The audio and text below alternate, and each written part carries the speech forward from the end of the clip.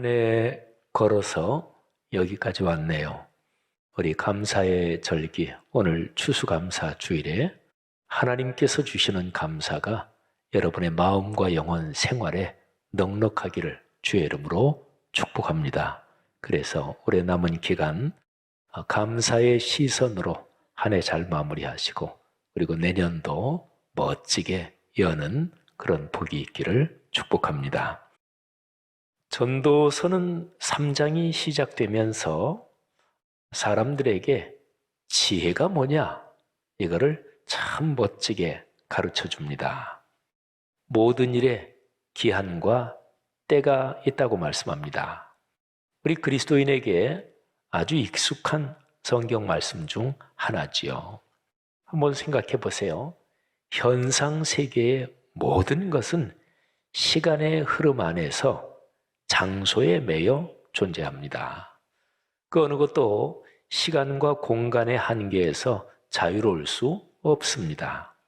그러니까 시공간은 존재하는 모든 것의 엄숙한 숙명, 이렇게도 표현해 볼 수 있겠습니다. 인간 역사에서 이 한계를 벗어나려는 몸부림이 적지 않았습니다. 오래도록 사는 방법을 찾으려 수없이 많은 시도가 있었습니다. 죽지 않고 살면 좋겠다, 이런 생각은 죽음을 피하고 싶은 인간 존재의 아주 내재된 기본적인 갈망입니다. 중국의 진시황은 불로초를 구하려고 무진 애를 썼습니다. 또 서양 문화권에 드라큘라 이야기가 있죠. 이 이야기에 담긴 모티브가 여러 가지인데 그 중에 아주 중요한 모티브가 죽지 않고 오래도록 살고 싶다, 이 소망이 모티브 중에 하나입니다. 오늘날의 과학에서 줄기세포나 복제 기술은 인간의 오랜 갈망이 낳은 결과이기도 합니다. 그러나 사람 누구도 이런 갈망을 해결하지 못했습니다. 전도서 3장은 내용으로 보면 굉장히 엄숙하게 들을 수밖에 없는 이야기인데, 근데 상당히 그냥 담담하게 그 내용을 전개합니다. 전도서 3장 1절부터 8절 말씀을 제가 세번역 성경으로 읽어드리겠습니다. 모든 일에는 다 때가 있다. 세상에서 일어나는 일마다 알맞은 때가 있다. 태어날 때가 있고 죽을 때가 있다. 심을 때가 있고 뽑을 때가 있다. 죽일 때가 있고 살릴 때가 있다. 허물 때가 있고 세울 때가 있다. 울 때가 있고 웃을 때가 있다. 통곡할 때가 있고 기뻐 춤출 때가 있다. 돌을 흩어버릴 때가 있고 모아들일 때가 있다. 껴안을 때가 있고 껴안는 것을 삼갈 때가 있다.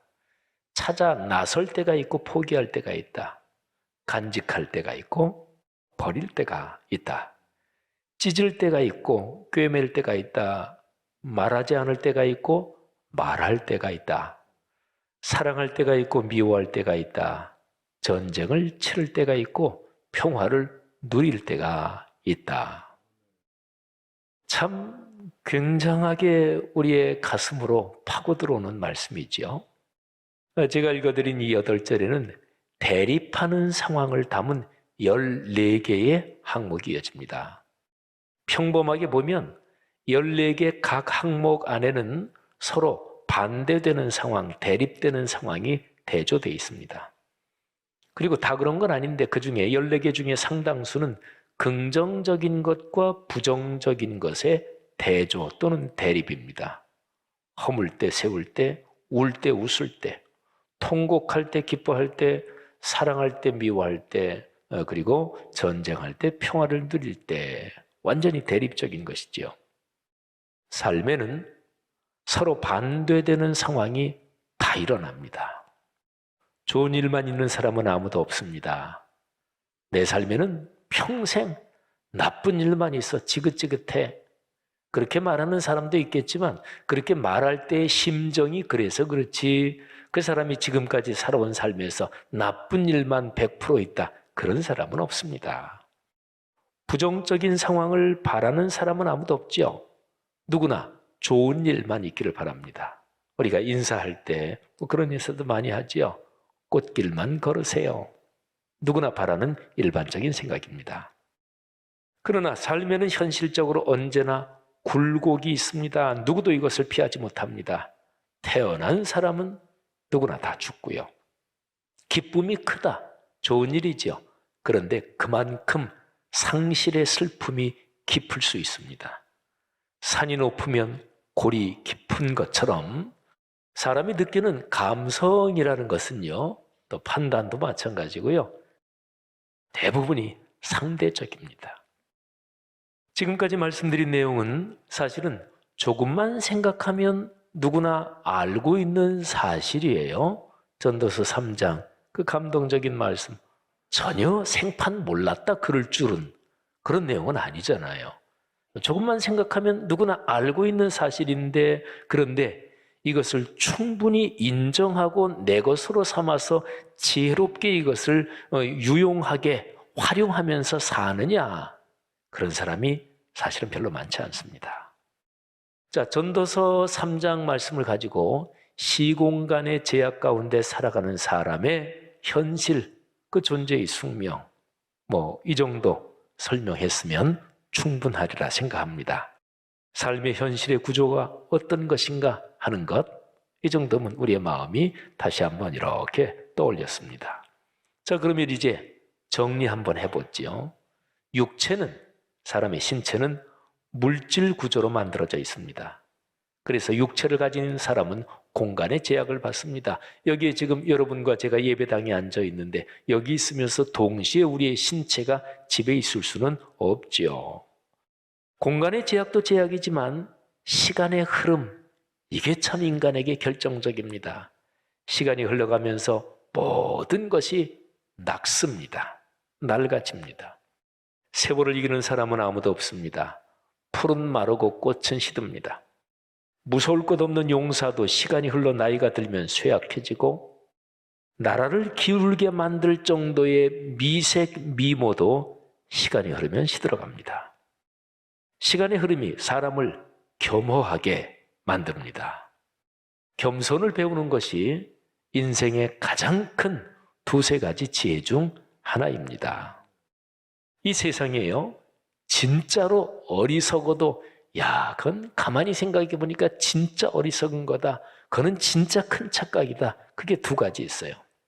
교만한 것처럼 어리석은 것이 없습니다.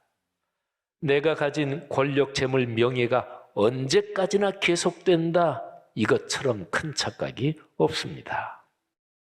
시공간의 한계, 특별히 시간에 종속된 인간 존재의 숙명을 전하는 게 전도서 3장 1절부터 8절인데요.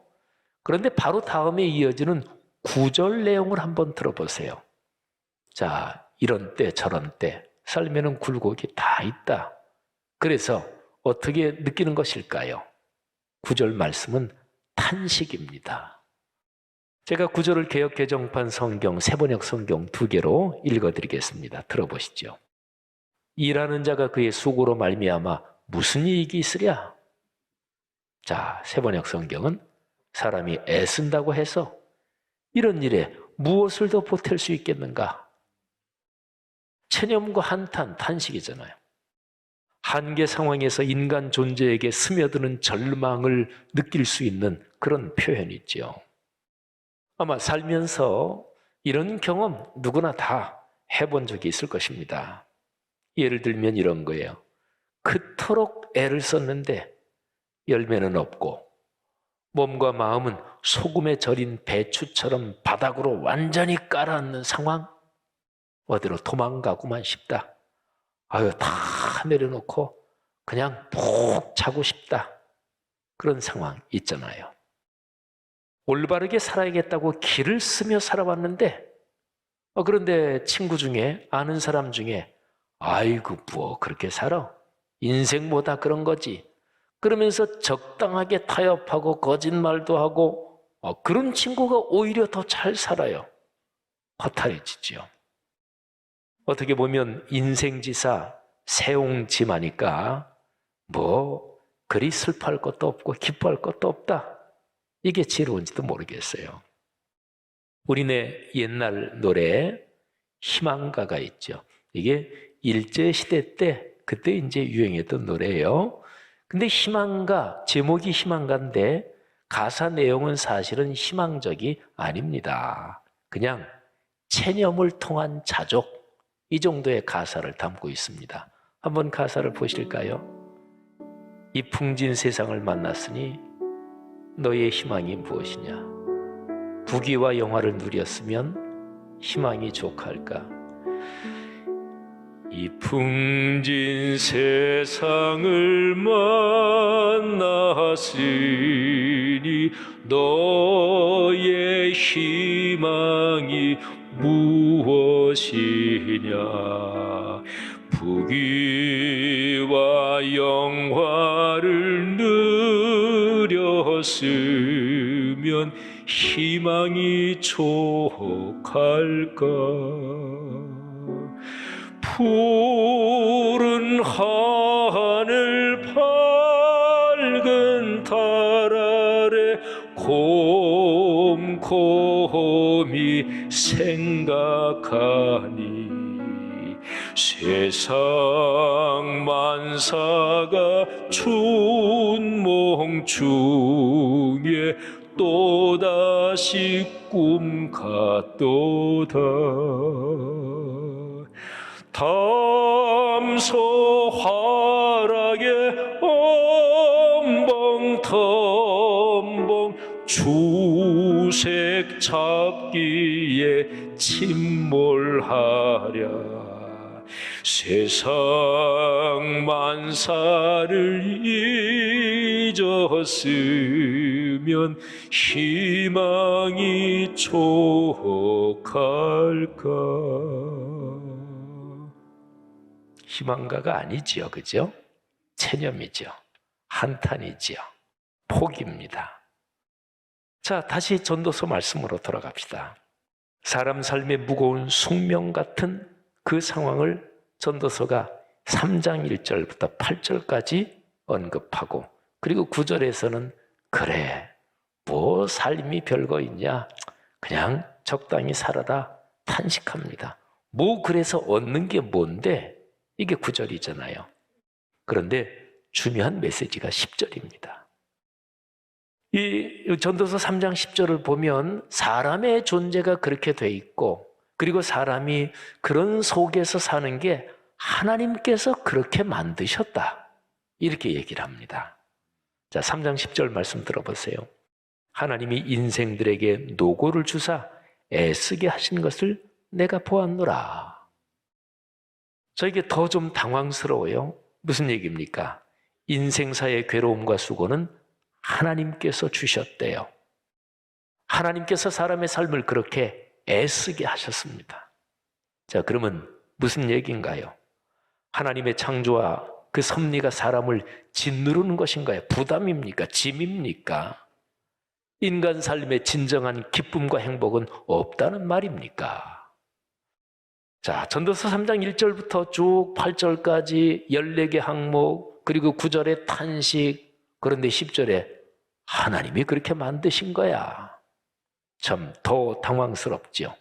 그런데 11절에 전도서 3장 말씀의 중간 결론이 있는데 11절에 비밀이 있습니다. 자, 한번 잘 들어보세요.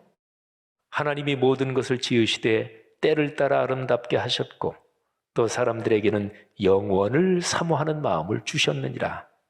그러나 하나님이 하시는 일의 시종을 사람으로 측량할 수 없게 하셨도다. 아멘. 자, 여기 11절에 두 문장이 들어있습니다. 먼저 첫 번째 문장을 봅시다. 이 첫 번째 문장에 대조되는 두 가지 단어가 들어있습니다. 시간, 그리고 영원. 아주 대조적이죠, 그죠? 시간의 한계 또는 시간의 제약 속에서 사람은 절망할 수밖에 없고 낭패를 당할 수밖에 없는데, 영원은 뭐예요? 이거는 시간의 한계를 벗어나서 자유로워지는, 그게 영원이잖아요. 사람은 시간 속에서 삽니다. 그러나 영원을 바라보며 살기 때문에 시간 안에서 주저앉지 않습니다. 이 점이 중요합니다.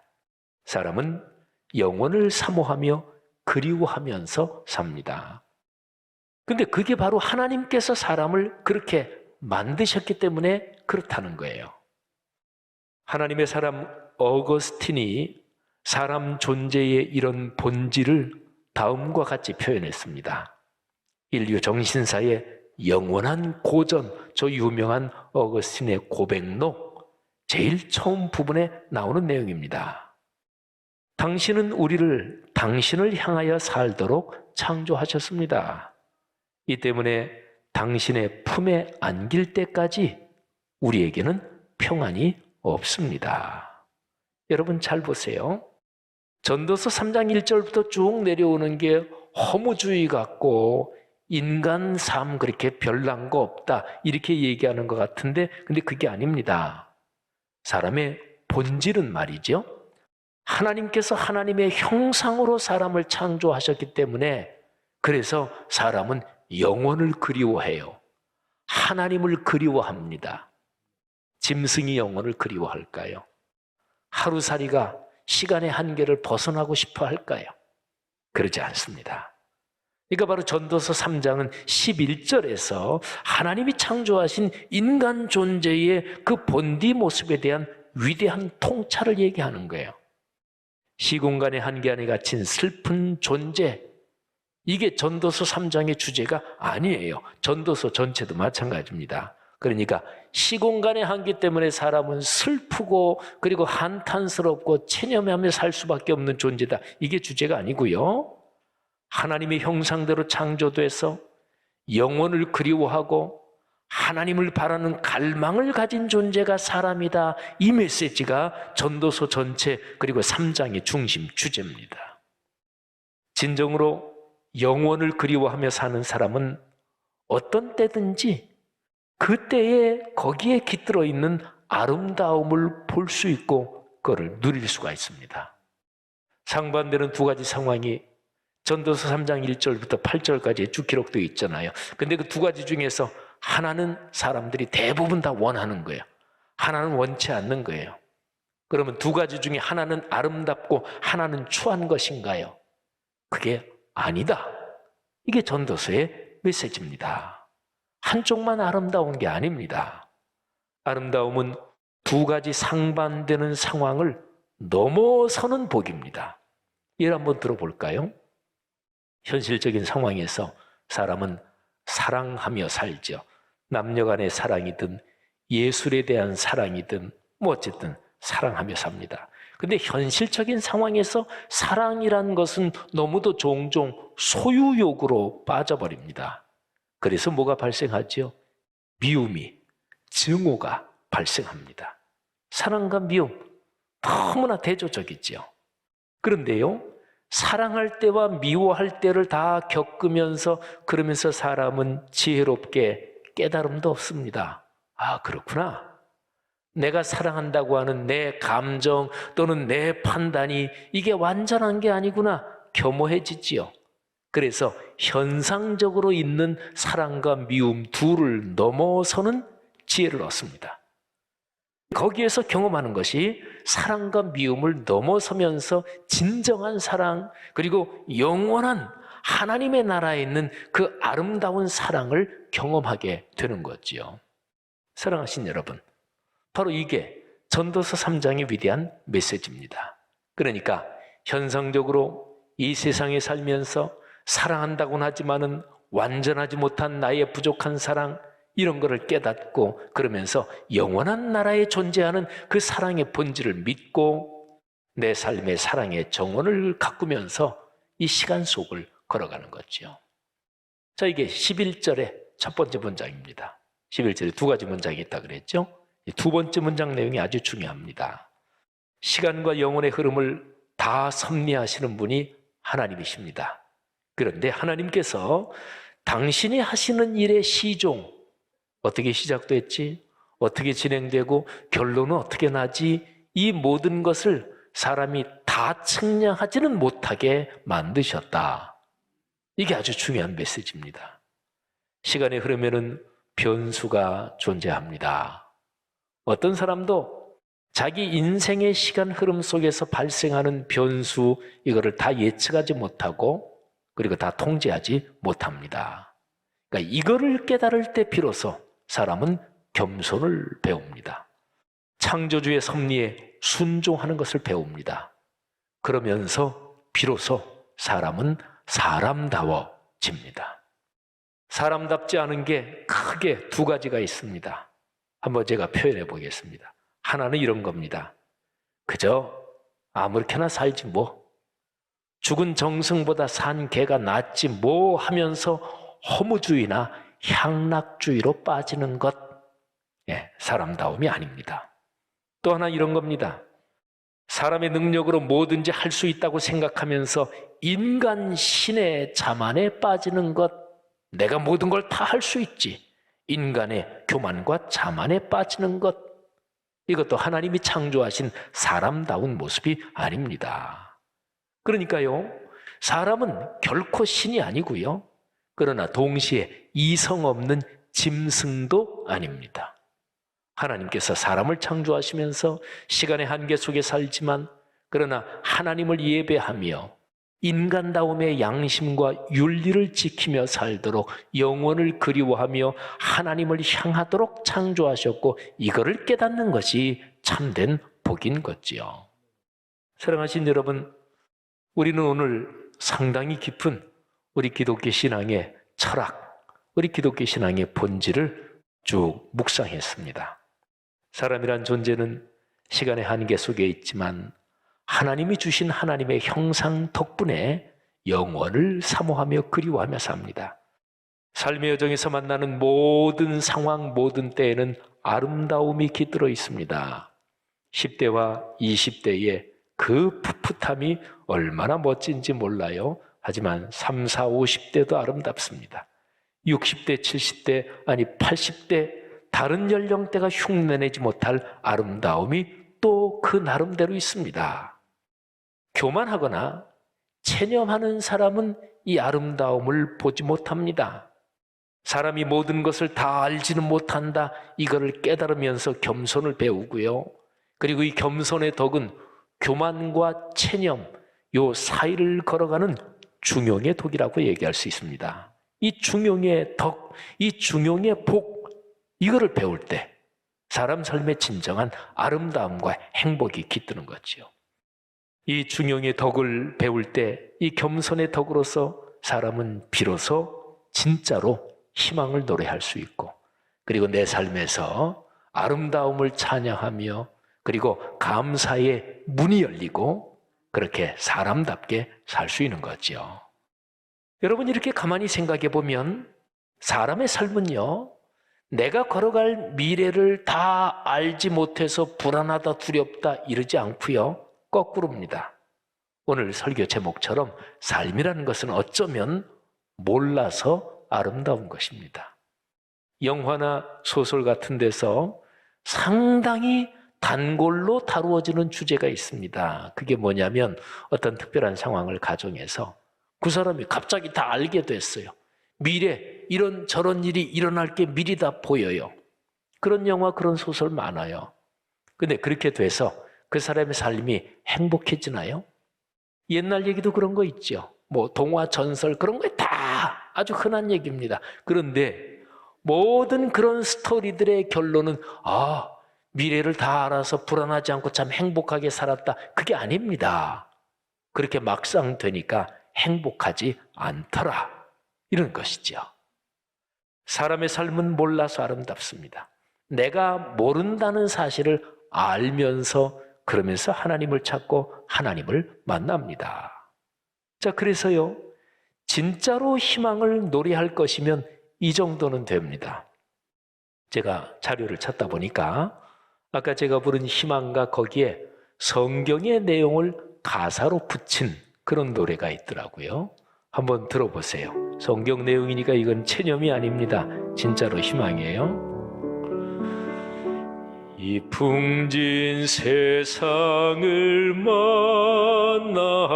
만났으니 우리 할 일이 무엇인가. 믿음과 소망과 사랑 중에 제일은 사랑이라. 성도여 서로 사랑하자. 우리 서로 사랑하자.